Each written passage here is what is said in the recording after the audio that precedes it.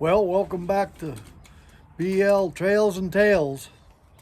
Promised you to give you a little bit more information about me and some of my life and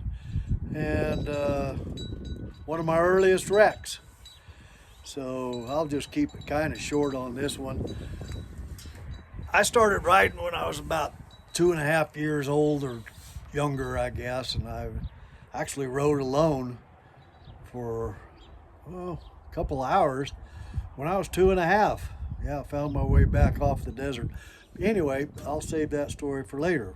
The first wreck that I had that was, well, I think I broke my arm before that, but this wreck, we were riding horses up there on what we call Vincent's Ranch, and I was 9 years old. I was in third grade, and my father, he got wild horses, and he broke some wild horses. And this one I got put on, we called him Red, and it was his first trip out of the corral. Right now, I was 9 years old. I was a pretty accomplished rider. I could stick on something pretty well, but it was kind of late in the day when we took off, and it was before Dad's hunting season, I believe. And he wanted to sight in his rifle. He had a Savage 300 Savage that he used as a saddle gun, and he was awfully good with it. I could tell stories about that too, and this time I won't. But anyway, we got up there on the desert, and it was late, and we rode, and Dad had shot some bunnies up there on the desert. They were down off in the draw, and he'd had his rifle sighted in pretty well.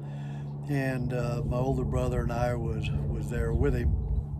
Anyway, we started back down, and it was late. I was 9 years old, and yeah, I made a bad mistake. I fell half asleep in the saddle on the way back down towards the house, and so we went through this little draw, and the horse stumbled. Okay, now he was, of course, he was a wild horse, but he was gentle enough, I guess. Steve didn't, my older brother didn't think that he was, for me to be on him, but anyway, I was, and anyway, he spooked, and he he come across the draw. As he stepped across the draw, he stumbled.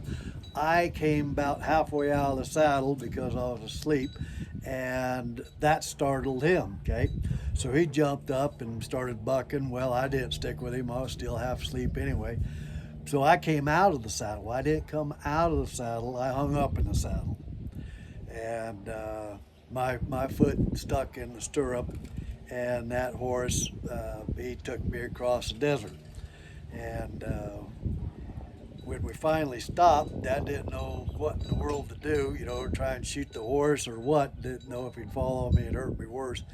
But what had happened is that he took me across the desert. We had lava rock and stuff out there, and cactus. And so anyway, they drug me across there for a little while, and then when he stopped, he started stomping on me. And that's when Dad thought about shooting him, but he ended up quitting. And I was underneath him, and his front feet were stomping on my back. And anyway, he got quit, and so Dad got him gathered back up and got me back up, and my face, left side of my face, was kind of tore off, and I got my third grade photo.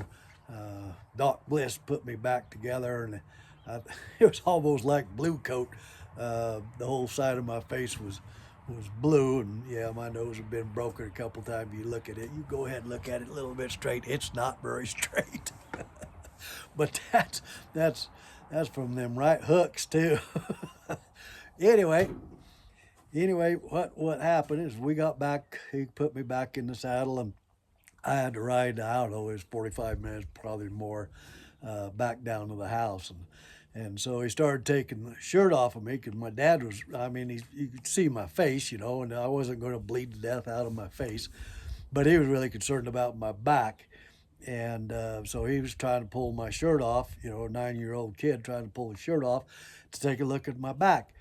Well, that's when we discovered that it was pinned. My shirt was pinned to my arm, And so that cactus had it all pinned up. So he was trying to take my shirt off. He couldn't do that.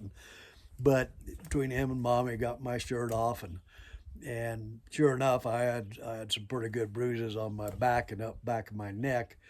So they loaded me up, got me over to Doc's, and that's when he fixed up my face and ended up pulled the cactus out, but there was 9 bigger pieces that was probably holding my shirt on, and he had to dig those out. So he, got those dug out, and he was looking at my back, and I remember him telling my dad, says, Larry, he says, if that horse, that was about another half an inch up on his neck, it had broke his neck for sure, because I had hoof prints all the way up and down my back and up back to my neck, and I've always had a little trouble with my neck, but that's caused by several different wrecks and issues, and so that's why I go out. You see the hot tub over here. That's why